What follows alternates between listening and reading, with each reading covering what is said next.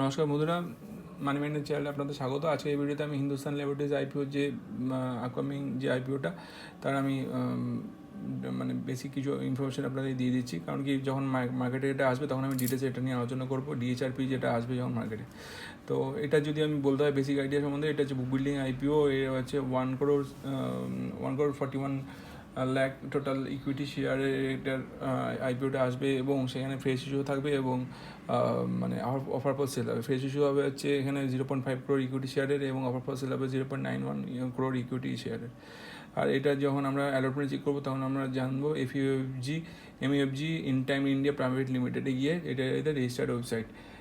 আর এর বেসিক বাদবাকি যদি বলতে হয় তাহলে ফেস ভ্যালু হচ্ছে 10 টাকা পার শেয়ার, সেল টাইপ বলে দিয়েছিলাম, ফেস ক্যাপিটাল অফিস দুটোই হবে, বুক বিল্ডিং আইপিও হবে এবং এটা বিএসসি দুটো দিয়ে এদের লিস্টিং হবে। বাদবাকি ইস্যু সাইজ আমি বলে দিয়েছি।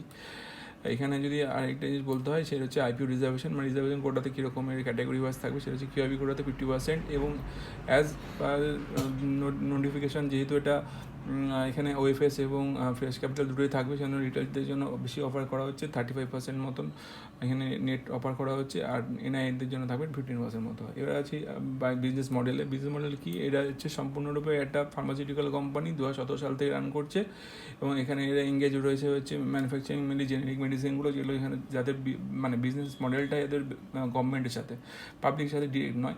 এই জন্য হচ্ছে এটা B2G মডেল এরা কাজ করে এবং কোম্পানি যে সাপ্লাই যে মেডিসিনগুলো করে, যেগুলো প্রকিউরমেন্টের যে কন্ট্রাক্টগুলো রয়েছে তাদের সেন্ট্রাল গভর্নমেন্টের সাথে, এবং সেন্ট্রাল গভর্নমেন্টেরও স্পেসিফিক্যালি বলতে গেলে হেলথ মিনিস্ট্রি এবং ফ্যামিলি ওয়েলফেয়ার যে পার্টগুলো রয়েছে গভর্নমেন্টের, সেখানে তার সাথে এদের বন্ডিংয়ের মাধ্যমে কাজ চলে এবং সেখানে ইন্ডিয়ার বিভিন্ন এজেন্সিও ইনভলভ থাকে। তো এই হচ্ছে বেসিক মডেল।